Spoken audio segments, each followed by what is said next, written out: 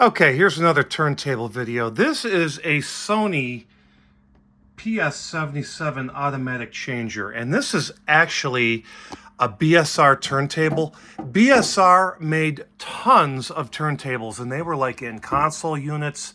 They were rebranded on, many different names.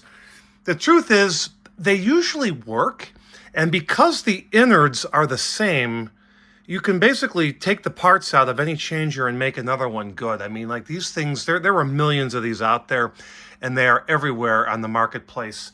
But this happens to be rebranded as Sony, but it's a telltale of a BSR based on the location of the buttons. Okay, so let's put us back in the late 70s, and you are having a party, and you want to play a couple records. Well, there are two records right here that are stacked.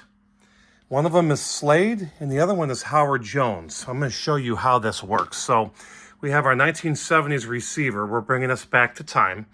And we're going to hit start.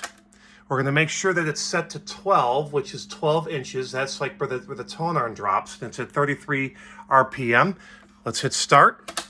See what happens. First record drops. A little bit of rumble from the turntable. And that is Slade.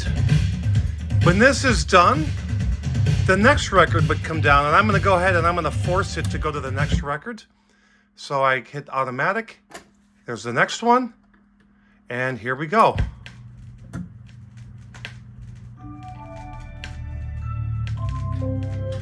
So, before we had MP3 players and before you'd make a mix on tape, you would just put a stack of records on.